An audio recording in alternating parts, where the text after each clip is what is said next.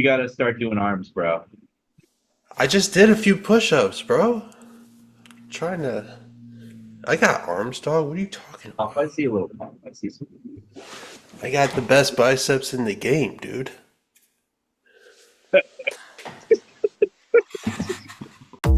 Wanna make that paper, wanna make that now. This is the affiliate marketing show. Wanna make that paper, wanna make that now. This is What's up, everybody? This is Josh coming to you with another episode of the Affiliate Marketing Show. Please be sure to like, follow, and subscribe to stay up to date on all the latest affiliate marketing news, tips, and trends. Josh from OfferVault.com, the industry's largest aggregator of all things affiliate marketing. If you're looking to get your start in the affiliate marketing world or just further your affiliate marketing success, make sure you check out OfferVault.com. A big thank you goes out to this week's sponsor, Max Bounty, and we're going to tell you a little bit about them in the voice of a power weightlifting instructor. So this ChatGPT starts with the italics, cue intense gym ambiance. Harrison knows all about that. Listen up, champions. Are you ready to pump up your earnings to the max? Then listen closely because I've got something that'll make your muscles flex with excitement. Max Bounty, the powerhouse of CPA networks, is celebrating 2 decades of domination in the game. That's right, folks. They're making their 20th anniversary as the undisputed heavyweight champs of affiliate marketing. And let me tell you, they're not just taking the gold, they're smashing records left and right. Max Bounty is the first network to snatch the #1 spot on both OfferVault and MThink in 2024.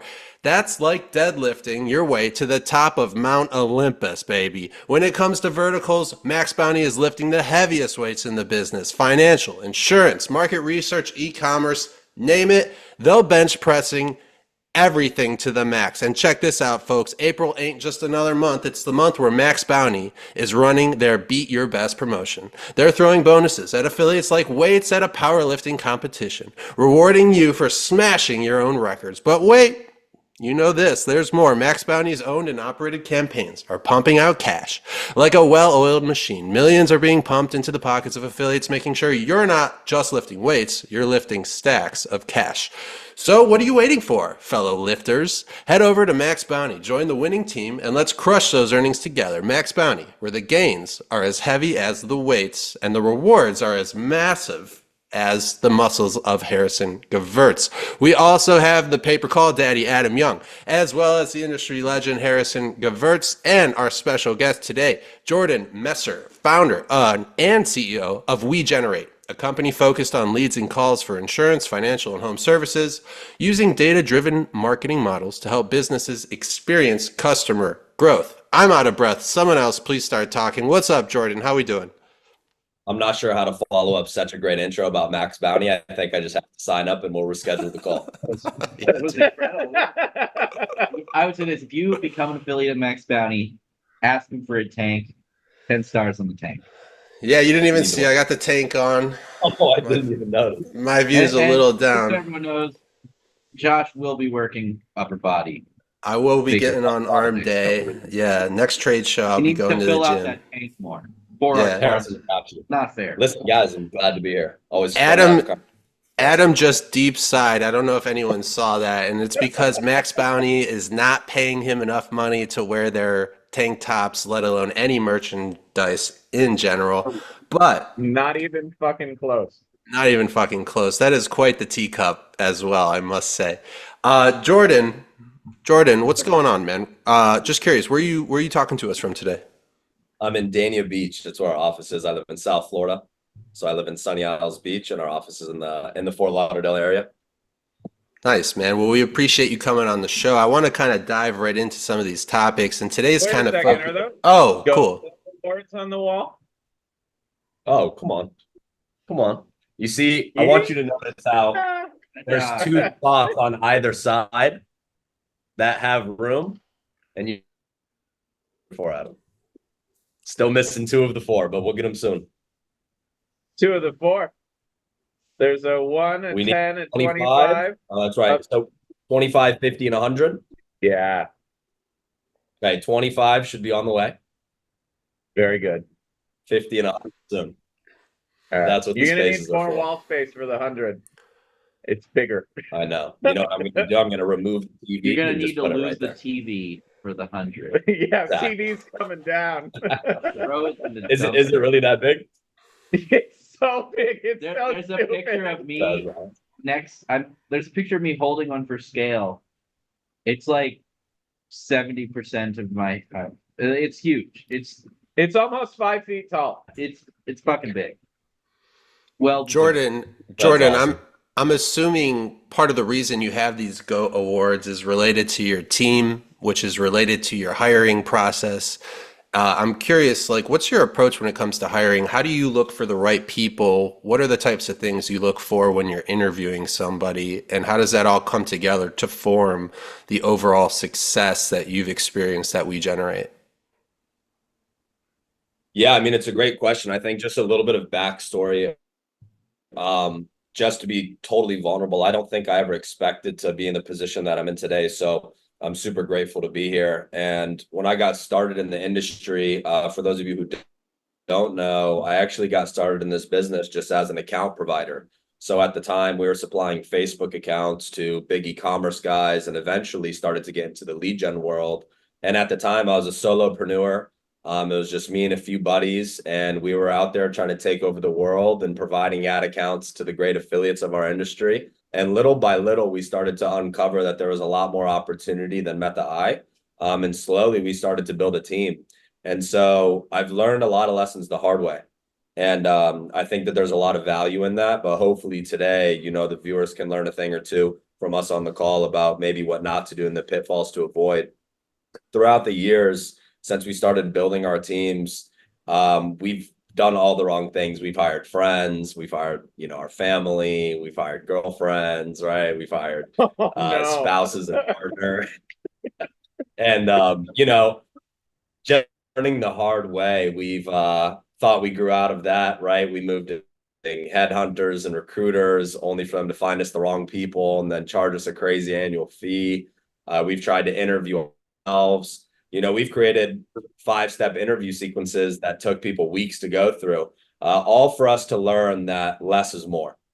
And so today, a lot of our hiring process is trying to understand what we call the intangibles in a human. And I think that's what it's really all about. And so keeping it personal and understanding who are you. And, you know, I'm sure throughout your guys' career, you know, you've learned that A players, as we call them A players. A players share a lot of the same traits, regardless of what competencies they have and whatever area they're proficient in. And that's what we've become just obsessed with. Yeah, I think they do share the same traits. And I know we've talked about this a lot, Jordan, but someone that believes in your mission, shares your values, and then has those traits is really what you're looking for. And if they don't necessarily have the perfect skill set or exactly the talent you need, they can learn it. And it never ceases to amaze me when you find someone who's like an incredible person. If they don't exactly know how to do what you need, they'll figure it out faster than anyone else. And so, yeah, I agree with you there. And it's a grueling process to try and figure this out. I mean, it's to be vulnerable It's too. hard. It's something that we struggle with too. It's like a never ending struggle, right? Like you can never perfect it. It's just, And you're never always correct. You're never always right. Even when you trust your instinct, even when you trust your gut, even when you vet people, even when you call their former bosses and talk to their friends, you think you have everything lined up. This is the right guy. This is the right girl, only for 6 months later to find out toxic traits that they have or limiting beliefs that they may carry from past jobs, only for them to be the wrong person. This morning, I had someone from our team here in my office, and this is a person who I feel has a lot of intangibles of success, and we're looking to hire some leadership roles in our internal marketing department. And you can't see it, but my office is all glass on the other side, and it's just like my giant whiteboard. And so on all 3 panels of glass here this morning, I just went on this brain dump with this individual talking about intangibles of success. And what I was trying to convey to him was what I believe is most important when bringing someone into a leadership role. And I'll just give you guys a few of these examples. You know, number 1 here is communication. Number two is competencies. You obviously have to have some sort of underlying skill. You can't just be starting from zero, in my opinion. Next is ownership and accountability, something that you just cannot put a price on. Fourth is strategy and vision. Specifically for this role, they need a lot of strategy and a lot of vision. Next is understanding operations, leadership, processes, the ability to actually take an idea of where we want to go and backtrack and reverse engineer it to create some sort of process, I think is so important. Less of an intangible, but something that still we value a lot for this specific role. Last is humility. And there was a few of these that when I was thinking about this person, and I've known him on a personal level for 6-7 years, it's really easy to highlight where you think they hit it out of the park. And it's also really easy is, the most room for improvement. And in our conversation, what's interesting is that the competencies was never even brought up. Regardless of his skill set in this specific role, he has enough for me to build him as long as he can communicate, he can take extreme ownership, he can have humility, right? He can have awareness and meet our core values. And so I love that we're having this conversation now, because where we're at in our businesses, it's all about who, not what. It's all about who, not. I tell my team every day, today we had this conversation. I don't have all the answers all the time. At Harrison, you guys don't have all the answers all the time. And I think that's the whole point. I think that's really the entire point of building a business. And what I mean by that is no one person can ever have all the answers, but if we have the right people in our business, we can always find it and understand what to do next. Yeah, I tell some of my key leadership at Ringba on a weekly basis, like we need to be looking for people that are smarter than us, preferably so smart that it scares us, because we don't know what we don't know. And it's really a hard thing. We're bringing in more senior leadership too. In the last 9 months or so, I think we've added 24 people, and not everyone made it, but the key leadership, the senior leadership we're bringing in, I think what you're talking about here is super important, and you have to be able and willing to have that humility yourself to try and find these people that are just so much better than you at that specific role that you can learn from them. And that's a really tall order to take that step back and go, all right, wait a second, I need to try and identify someone who's just better than everybody else we have at these specific roles so we can learn from them. And then to try and identify that person and find the one that meets the values is a really tough thing to do. And I just want to dive into that. I think that people are so misled about this idea of leadership. I recently in my team had this issue, and we're looking to bring on a data scientist, and we're starting to build all these things. And this is a person who has a leadership role in the business. And we got into this debate about how can you lead someone who knows more than you about a certain topic. And my analogy was, does a professional sports coach need to be better than you at the sport? And the answer is no every single time. Every single time, the answer is no. And leadership is this interesting dichotomy of, yeah, I may possess a great skill in one area, but that doesn't mean that I have to be better than the person I'm leading in that same skill. In fact, you want the opposite, like what you're talking about. And I think that leadership is about having the humility, but also the business intelligence to be able to help someone who has a better skill than you see the vision and align with you to get there. It doesn't matter if they're 10 times better than I could ever be in that skill. Great leaders lead with humility, and people with the skill, I think, just love that. And it takes a really special person, and it took me years to get to that point of understanding as well. Yeah, exactly. It's funny you mentioned that. I tell our team sometimes, I'm a general manager. I'm not the coach, and I'm not, I'm not playing the game. And I have a ton of people that we do that are better than us at a lot of things. And leading them is the skill set that I have, that you have, that Harrison has.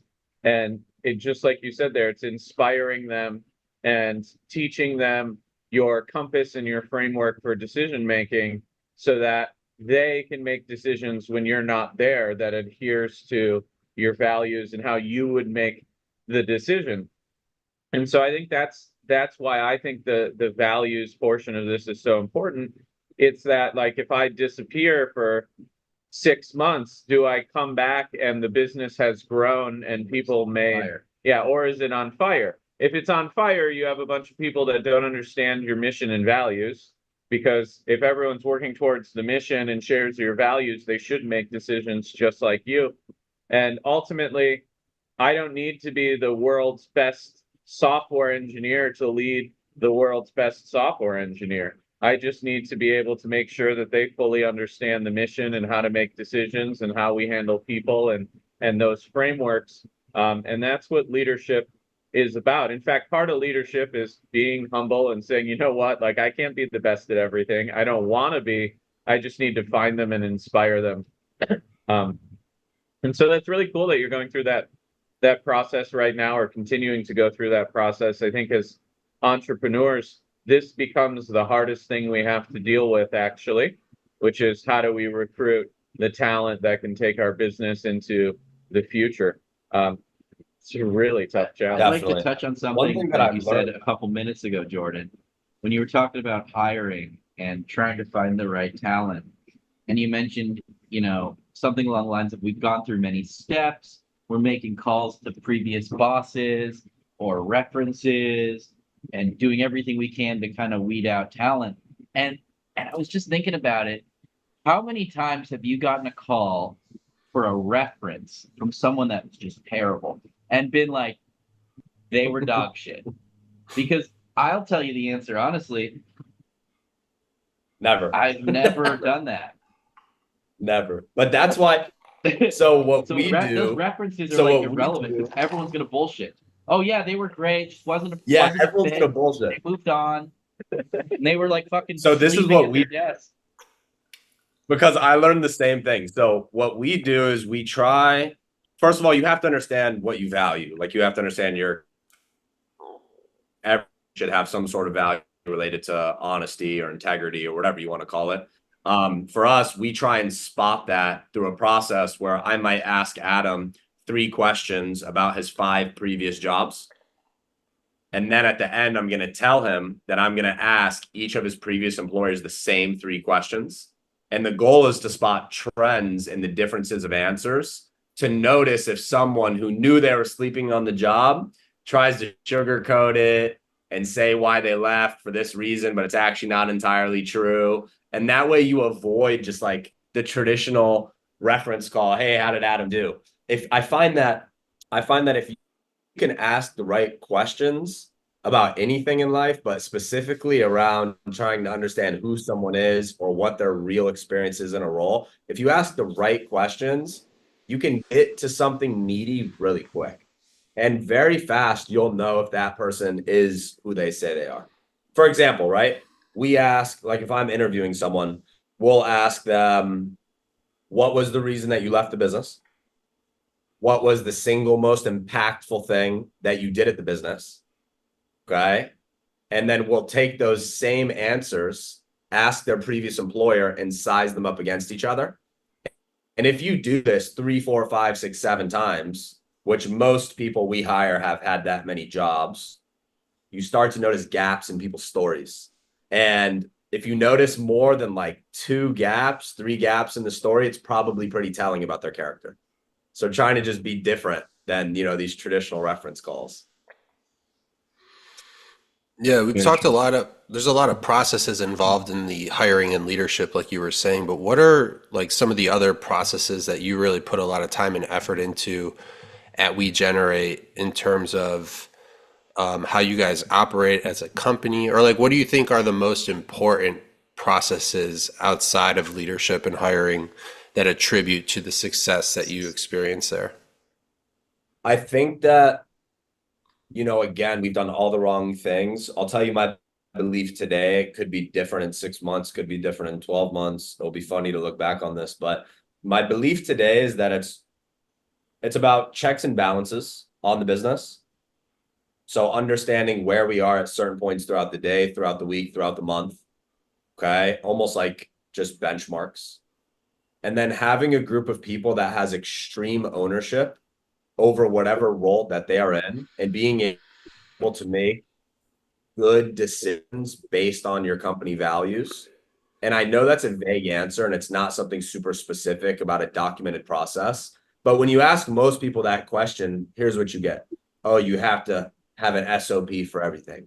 You have to record everything, right? You have to document everything. You have to have your team update the SOP because the process is always changing. I think that most people listening to this probably do that. And if you don't do that, of course, we have our SOPs, we have our docs on how we do things, whether it's media buying or development or approval of creatives. But I think that the best process is one that people use. And that's really where I'm at now. The best process is one that people use. And in my opinion, a lot of that is, again, understanding where we're going, what we need to do to be there, to get there, and just be extremely accountable to it. And then giving your checks and balances updates for whatever role you're in throughout the day, week, month. And what I you like get it then there, is a Jordan. First I thought you worked for Deloitte, and then you humanized it. oh, like Well, I mean, the guys are in Hawaii. The guys are in Hawaii. Let's say that they're offline scuba diving all day tomorrow. When they come back to their phone, the kind of process that I would like to have as a business owner is I would like to understand the most escalated issues that need to come to me. I would like to understand the checks and balances on whatever is most important to Adam and Harrison for their businesses throughout the day. And I would like to know any milestones that were accomplished. And as a business owner and operator, with just a few pieces of information like that, now as a leader, I can better understand what to do tomorrow, what to do for the rest of the week, what we should do for that next month. And it's simple. It's not anything too complex, but you need leaders in the position in order to be able to do that. And that's what we're working on. Yeah, I think to your point, it's interesting you say that because I'm 5 hours behind Eastern time right now, and I only have a couple messages that were sent to me on my phone.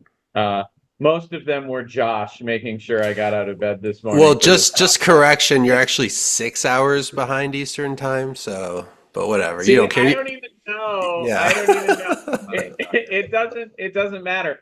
No, but I had a couple messages from some people. It wasn't leadership, actually. It was people that needed to reach out to me because it was important or they felt that they needed something from me. And that's how we teach the team. There's like no barriers or management structure where they have to check with the manager and then whatever. It's just like they'll send me a Slack message if it's important. I had one message yesterday from our senior leadership that was super important. It's the number one challenge we're facing.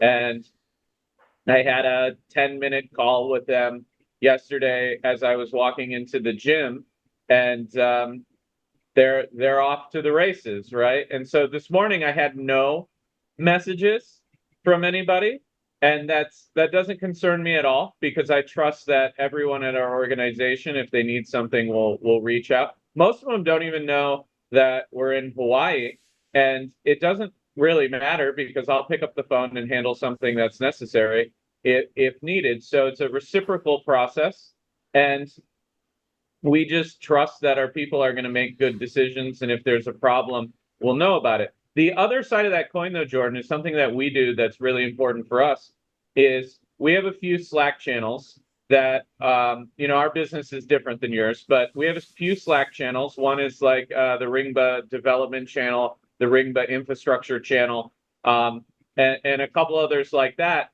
And most of our core teams are in there, and they publicly discuss any issues. Like if we have a problem, it has to be publicly discussed, right? Like if Jordan Messer hits up his account rep and says, hey, I think there's a problem or whatever, that does not stay in private channels. That actually gets escalated to public channels so that anyone can come in and be like, oh yeah, we're seeing something similar, or hey, this might be related. And so a lot of the time when we have minor issues, I see it, but I don't have to interact at all because the team just publicly does it. And I think that's part of our values is like, we'll never fire someone for making a mistake, but we will fire someone immediately for trying to cover a mistake up or not publicly talking about it so that we can do what's best for our customers. And so like we've set that process up so I don't necessarily need to be in the weeds, but I can see the weeds No. and understand everything that's going on at all times. And Funny I that will. you guys But do that. yeah, I'll review all You the do the same messages from thing. these channels from today. So You know. we all the time, I'm sure you had the same battle when you started doing this. And it's funny you bring that up because for us, there are no private messages allowed unless it's something that should be kept in private, personal. And so at WeGenerate, my care club, we live inside Slack and everything is on a public docket for whatever that channel is. And we all the time will have to tell the team when they send a private message about needing something or about an issue, respond to it. We'll take that message into the public channel and force the communication there. And we had to get over this hurdle of, in the beginning, everyone only wanted to communicate properly out of, whatever fear, insecurities of not knowing something or whatever the case may be. Now everything is publicized all the time, and it's the only way that we try and do things. I think if, for anyone listening that wants to start a process like that, it starts at the top. I do not private message people unless it's Right. like you're saying something that is necessary to keep in private. I literally just go to the biggest public channels for anything and just drop a message in there. Like I don't actually Absolutely. care who replies generally. It's like, hey, this, and like people see it. And I think if the leaders aren't communicating publicly like that, you're not going to get your team to do it. But all of our senior people do it all in public. And I think what comes out of that is really great collaboration, but everyone's on the same page too. Like for us, if there's a technical issue and it's in the development channel, which is the whole company, like support sees it immediately, sales sees it immediately, account management sees it immediately, leadership sees it immediately. People that don't need to see it. And then like all these things automatically start happening because they go, they can assess themselves. Is this serious? Do we need to communicate it? Is there a problem? If someone says something, someone else will tag someone else because maybe the lowest level support person didn't realize that Adam should be tagged on this thread, and then someone else will do it. But it gives the optionality for everyone to collaborate. And if it's in private, then people can't collaborate because they don't even know it's happening. I think fundamentally what you said there is like so simple, but it's very powerful. And the more people you have at your organization, the more important I think it is to build in public inside your company. And it goes so much further than a lot of people listening would expect. I think some people might hear that and they're like, oh, that's so silly. They might not. But the truth is that it's so much bigger than even anything you or I just said. What happens is that when it's in this public environment, you can reaffirm the company's value by it being there. And I'll give an example. If there's an issue that escalates in one of our public chats, and for whatever reason, it takes too long for the issue to be solved, it goes against directly one of our values of never tomorrow. Never tomorrow.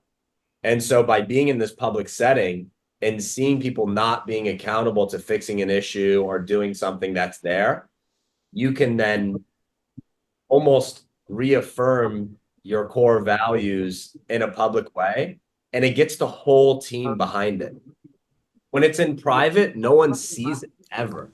They might hear about it, but no one sees it. And so as a leader in your organization, it's always about, as cliche as it sounds, leading by example. And if one of your values is to never leave something for tomorrow and it's in a public setting, by you being able to be there in the weeds, whether you're seeing it or fix that issue, I think it sends shockwaves to your organization. And the more that you can do that in your own business, the more your leadership team will do that in your own business, the more upper management will do it in your own business, and then the more of the rest of your business will follow. And I think that the problem with our business and what we have struggled with is as we've grown super quickly, we'll be really good here, decent here, and then you know, from upper management down, we'll lose a lot of the same core values that we know we need to have. And it's because of the separation from upper management and ownership. And by having everything in a public setting, you really are able to bypass that, because no matter who you are in the business, no matter what role you're in within the hierarchy, everyone sees it and realizes very fast that something has to be done no matter what, or you'll be held accountable at any level. Yeah, and I think that accountability is great for the leadership when you do it in public. And if you can, it's hard to do this, but we encourage discourse. And like we'll do an all hands meeting every Monday, and that meeting's not long. I think it averages maybe 8 minutes, but occasionally there'll be something that needs to be discussed, and we'll drag it out into the public square and have an open debate that sometimes may feel like an argument in front of the whole company. And sometimes, you know, the lowest level team member will bring up an issue in that all hands that needs to be discussed, and they're welcome to do that. I think sometimes they're a little intimidated to do that because, you know, if you bring something into the public square with a bunch of our leadership, we're going to rip it apart and decide, right? It's different than a lot of companies. Yeah, And if it's you were very a new different. team member on Monday and, you know, you start at, you know, 9 a.m. and you come on that weekly call at like 9:30, whatever, 10:30, you're going to be uncomfortable for the first couple ones. And if you have to be dragged into the fire, you're going to be like, fuck, this is tough. But I think once you become comfortable with the culture that we've developed, it's like, oh, like something isn't right. And everyone on this call has the same goal of fixing or correcting the issue. So like leave our egos at the door. Let's fix this shit. Okay, I made the mistake. Cool. We're all here to fix it. Versus like human kind of instinct when you walk into that meeting first time, not understanding what it is, you're like, you know, fight or flight, like, oh my God, what's going on? But once you kind of can chill, it just makes the overall kind of the momentum of change so much greater. And we'll also own And- things in public as well. Like if Sure. we make a mistake, or leadership will own things in public. And, you know, I really like how NASA does things. And I'm a big proponent of how they attack the process, not the people. And so whenever there's an issue, we generally don't even talk about the people that were involved, or with that's irrelevant. Like no matter what, the only thing I can guarantee is that a mistake's going to happen or a problem's going to happen. Like it's going to keep happening. And so we don't even look at the people as the reason. We look at the process, or what could we have done differently to prevent it or train better, or whatever. But it's never the people. And when you don't focus on the people, I think that it becomes a lot less scary to talk about issues, because people realize, wait a second, I'm not in trouble for any of this. And they're talking about the process, not me, or something of that nature. You're only in trouble if I'll use a non-software. I break this window and then I like leave and don't tell anyone. Yeah, Right. yeah. Exactly. But I'm like, hey Adam, I just fucking broke the window. Fuck, it's gonna be expensive. You know, it's not our place. You know what's interesting Different- about how you guys do that? I just saw Adam What's roll his eyes. interesting He said that. Don't break the window. I will not be breaking. What? It was just, it came in mind. I was like, big expensive glass window. But yeah, if I fuck something up and then I'm like, well, let me just put that under the rug, dust under the rug, that's gonna become a bigger problem and not acceptable. But if I'm like, hey guys, I'm working on this and this broke, help. It's like, okay, well that sucks. Let's fix it. And like what I love about how you guys do that is I think that so many people are super competent in certain areas, and the issue is that they're in a business with a leadership organization who doesn't value the ability to contribute or share or bring up issues or have disagreements. And so many times we see people who are incredible, the best in the world at what they do, but they're limited because of the environment that they're in. And so by you guys allowing for people to come into that all hands call and actually freely speak, what I think ends up happening is emerging leaders are able to not only be spotted, but they're able to feel comfortable and confident in the leadership that their opinion actually matters. And there's nothing worse than a business that suppresses an emerging leader. We have that responsibility to be lifting people up and to be giving people an opportunity to share and disagree and go back and forth. And too many times, again, do I see people who have never had that, and it almost like suppresses them as the leader that they could have been throughout their entire career. But then they come to Ringba and they're finally able to speak for the first time. And those people oftentimes, I think, might be intimidated at first, but they end up really learning how to vocalize their thoughts and communicate and ask smart questions. And I'm sure you guys have found a lot of emerging leaders just through letting people speak. Dude, so two of our principal leaders at Ringba started as tier 1 chat support agents. One was in a foreign country and is now becoming American and runs all of project management. The other is one of our principal engineers now. And we only hire technical people to do support, right? So this doesn't surprise me. They had a lot of skill, but they've developed it over 5 years. And now these people are leaders at our company. And it all comes from the environment that we allowed them to thrive in. And they continue to grow, right? Like we continue to develop them. And, I see them running large departments in the future. They do an amazing job. And I think if we didn't have the open environment where people could communicate, they wouldn't learn how we wanted things to be done. And then they couldn't take the initiative to show that they could meet their potential. We may need to go inside.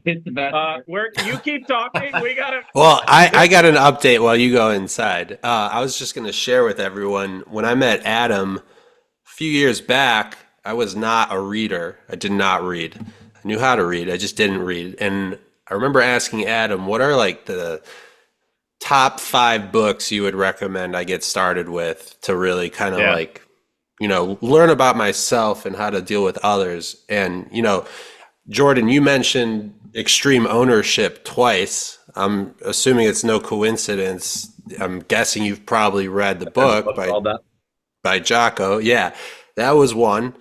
Another one was called Difficult Conversations, and the other one was Tools of Titans. And I'm thinking back on it now, and it's like Tools of Titans, leadership, difficult conversations, communication, extreme ownership and accountability, right? So, as a leader that Adam and Harrison are, I think it just reflects like you need to communicate what you feel is most important to the people you're working with and that you have in your life. And I think, those 3 books are a great example of how to be a good leader and how to work with others. What do you think, Jordan?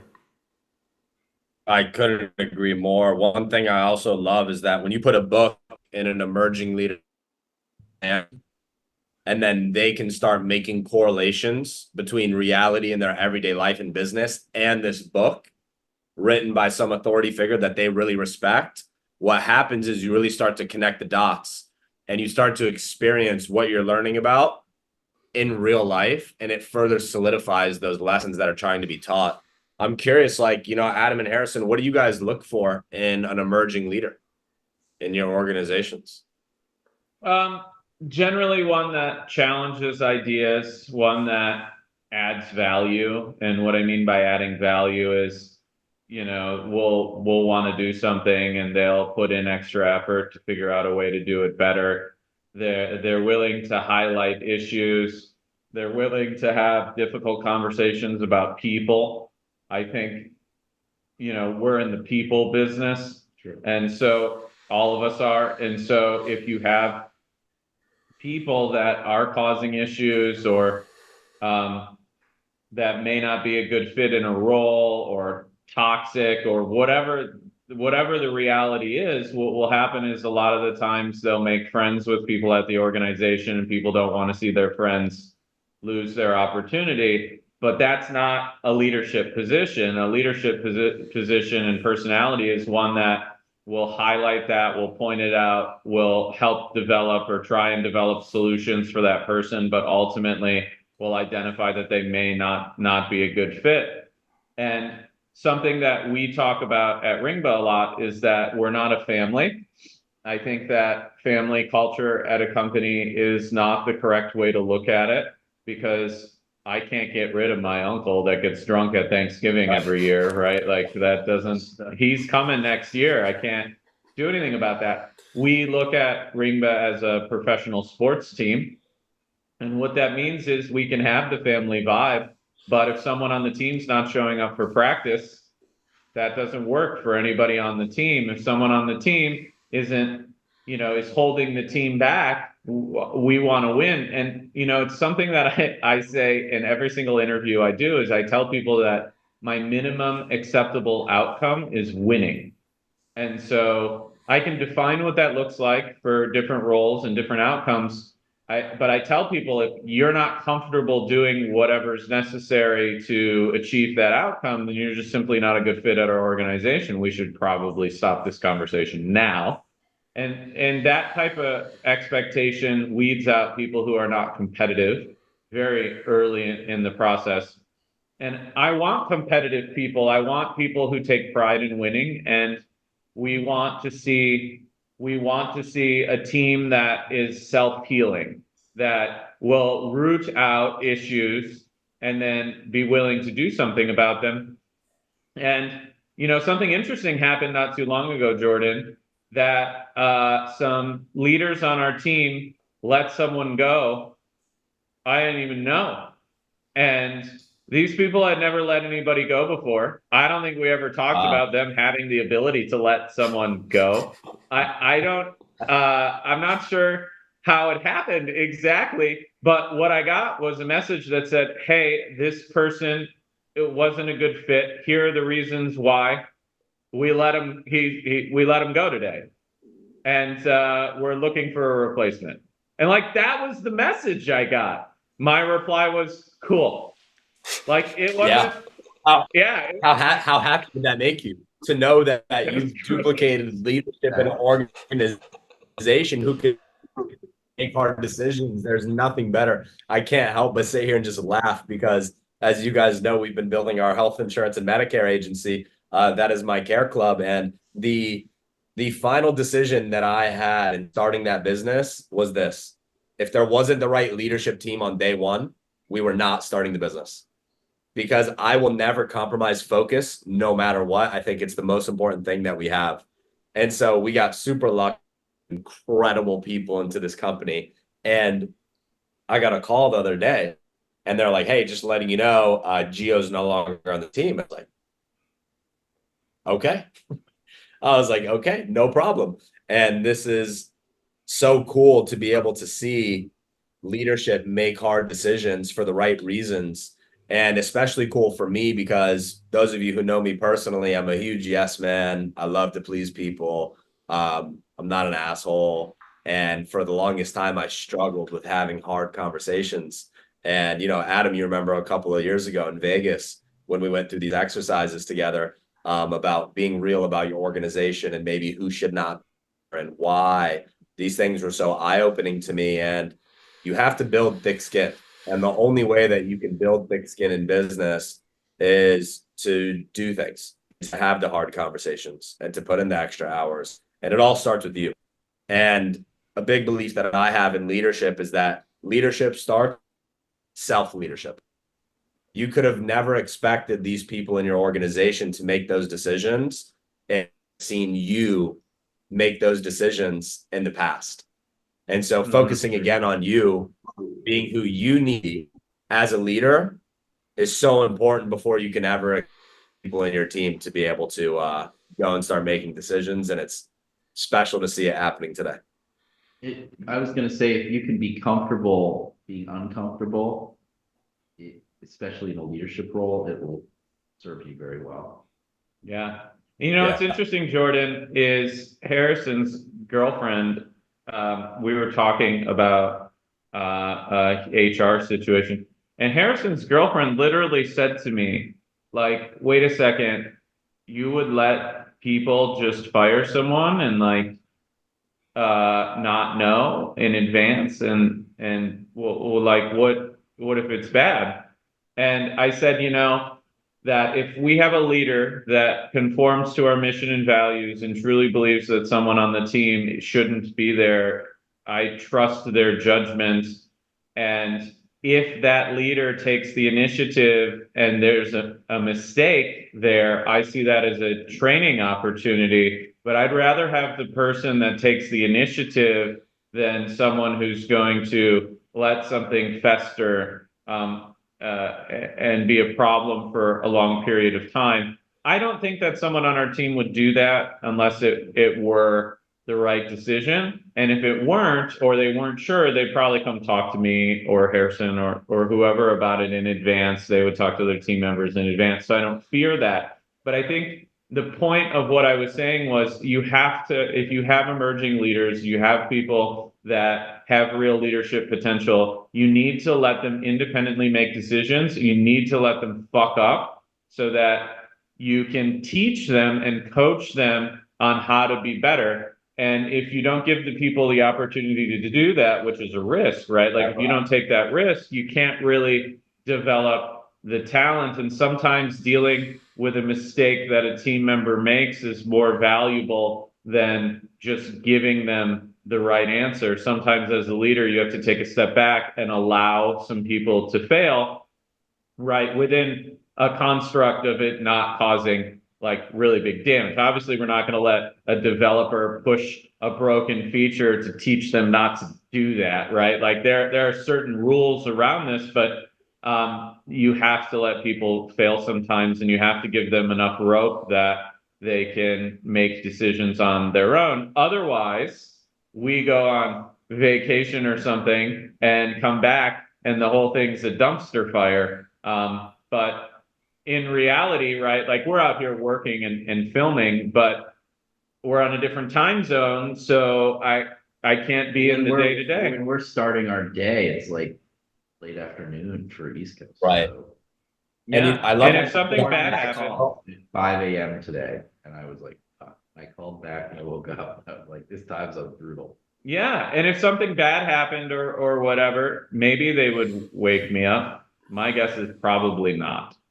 Probably not. I love how John Maxwell looks at it. He says, fail forward. Mhm. Fail forward. And so we tell our team the same thing. I think that back to kind of what I was speaking on earlier, people have worked at companies never even been given an opportunity to make big time decisions.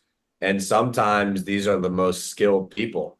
And when they come into our organizations, we always harp on making decisions confidently, align with who we are and where we're going.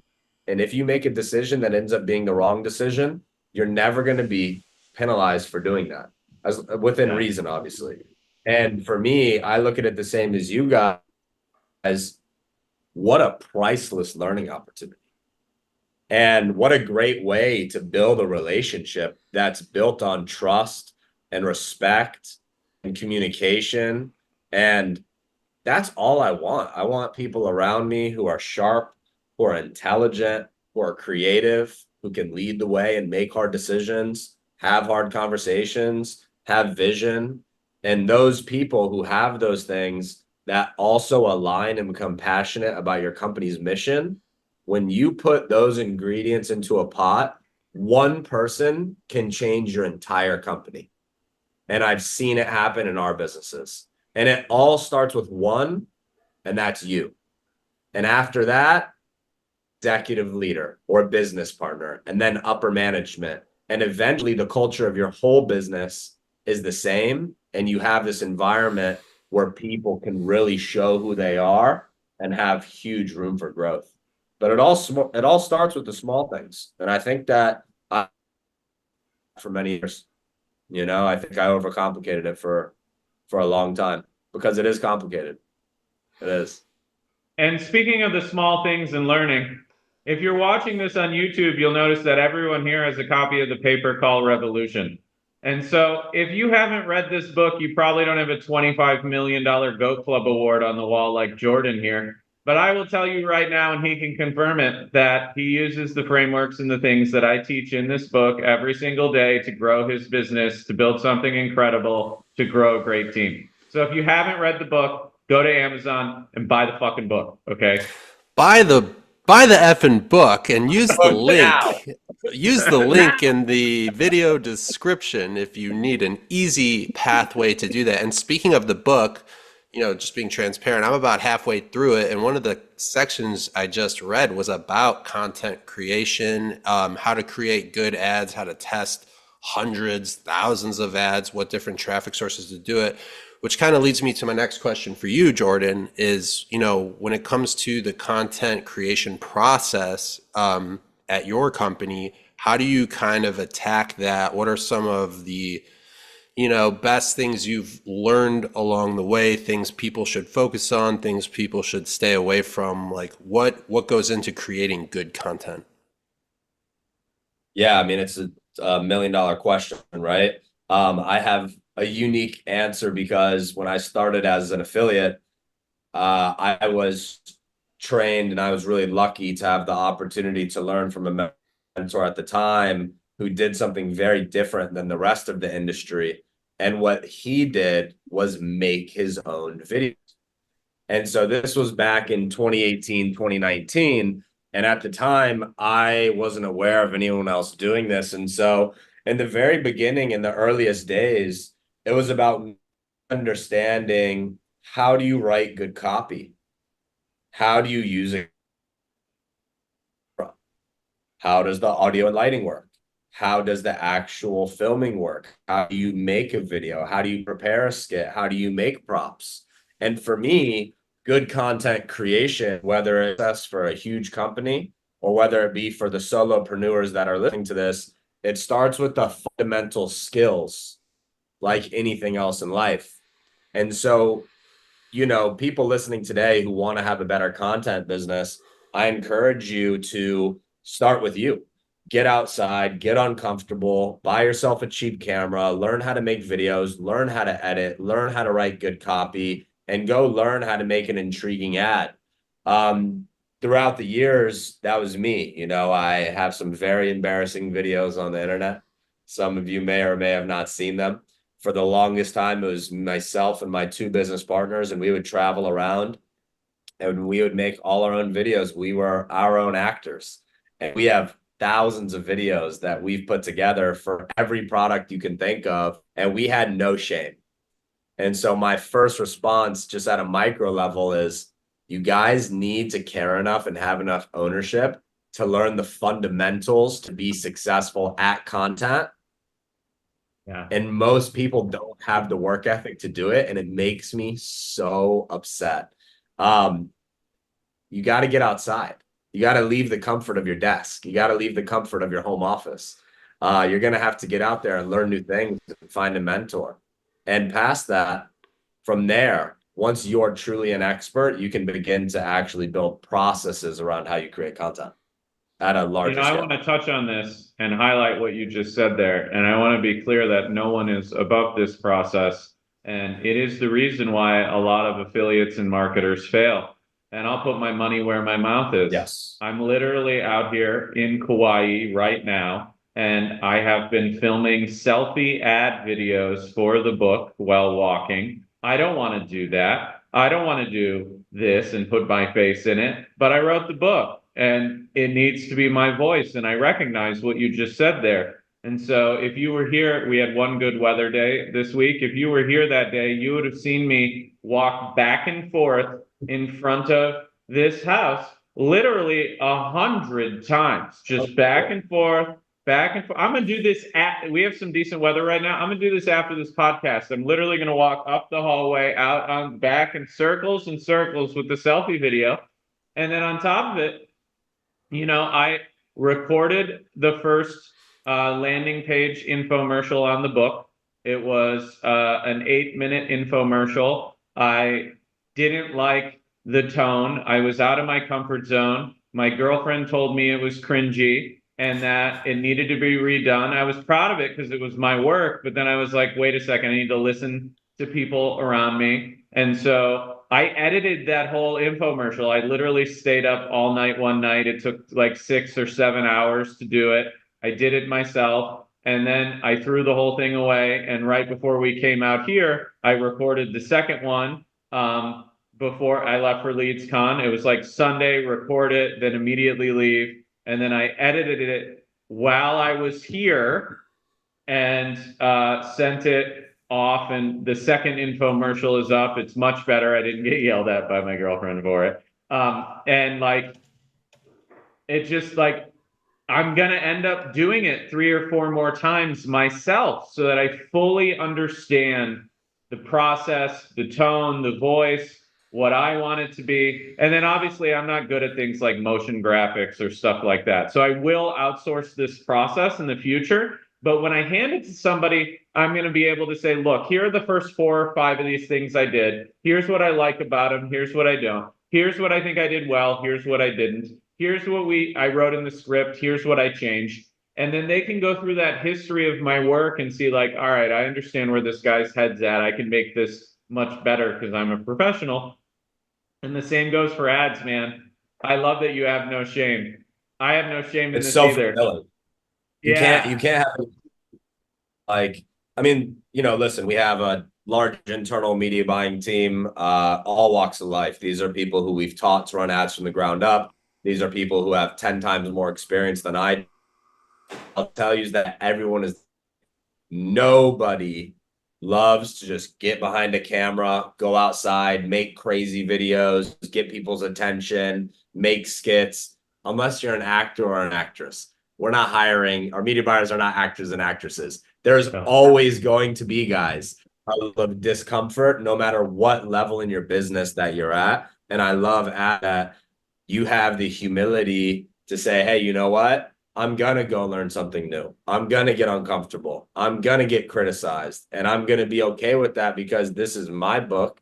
This is my brand. I'm going to take full ownership and I'm going to enjoy the process. And guess what? Looking back on it 2-3 years from today, the same way that I look back on all the ads that I used to make 15 hours a day in the sun here in Miami, Florida, there's no better feeling of reward in knowing that you pushed yourself personally to go learn something new for yourself and for your business. And when you can do that over and over and over in any area, it builds grit, it builds tenacity, it builds self-motivation, and it makes you a better person. And so I encourage anyone listening who doesn't understand content or where to get started, keep things super simple, or keep things simple, stupid. Learn fundamentals. Before you could do anything great in content, download Adobe, right? Learn how to edit at the most basic level. Buy a camera, learn how to use it. Buy a microphone, learn how to make sure that the audio doesn't sound all crooked and fucked up. These things, as simple as they sound, take months, even mediocre at what you're doing. It months. People have a lifetime learning these things. The least I could do for my business is spend a few months doing my best as a leader to learn these things before ever trying to delegate it. And I love that we share that same view. Well, you can't give people great direction if you don't understand some of their struggles and, like how some of the equipment works. To your point, I have Sony FX3 cameras. They're essentially movie cameras for our studio. We haven't started filming the pod with them yet, but we will. I do my pod, which we're dropping here very soon. I'm bringing the Paper Collar show back, which is just me, and we're going to have you out to the studio sometime, Jordan, to sit down and do a deep dive. Absolutely. But like, I literally spent hours watching YouTube videos. How do I use the equipment? What are the capabilities? How do you get the mic right? How do you mix it? How do you deal with all this stuff? Because I want to produce great content, and at some point I won't be dealing with any of this. But if I don't understand the fundamentals, I can't communicate in the language of the people I'm working with. And that is really important. Also, to your point, one of the things that I think really benefits us at Ringba is I'm the CEO. I don't think most of our listeners know this, but I'm also a software engineer, and I've been doing it my whole life. I don't write a lot of code these days, none in Ringba. Like, they won't let me go anywhere near the code at Ringba, don't worry. But the software engineers at Ringba know that I'm a software engineer and an architect. And so there's a certain respect that they have when we communicate. They're like, wait a second, I'll listen to this. Adam understands what a cache is. He understands what our infrastructure looks like. and can solve problems, and I can speak their language. And so it's really, really productive. And the reason it's productive is because they know I've done what they do. And I think you get a certain level of respect from your team when you understand portions of what they do and you've been in the trenches with them, and you can't replicate that except by hard work. And so just like you, I always advocate, like, sure, get a creative team, learn Photoshop, right? Like, you don't need to use the biggest and the best. I don't have now, I don't have a fancy laptop that I'm using to edit the infomercials. I have my Samsung and I use software called Camtasia. It's $299. It's not great. There's not a ton of features in it, but you know what it is? It's simple and it's easy and it gets the job done. It works. It works. And so, Exactly. I'm not going to learn from That's here. what matters. That's what matters. And so for me, what's funny is that in life, we never have a crystal ball. We can have an idea of where we're headed, but we don't necessarily know exactly how we're going to get there or what it may look like once we're there. And for me, starting out making my own videos, I knew one day I'd have some sort of business. I never knew that today we would have 36 exclusive actors and actresses that act on behalf of WeGenerate for the products that we market for. And guess what? That time that I spent acting all day out on, being embarrassed, almost like being shamed by people around me, people making jokes and making fun of us, all of that hard work that I put in 3 years later meant the world to my team as I was able to show them our videos and tell them, hey, look, I know what you're going through. I know it's 200 degrees outside. I know you're fucking thirsty. I know you're hungry. I know that it's a pain. I know it's embarrassing.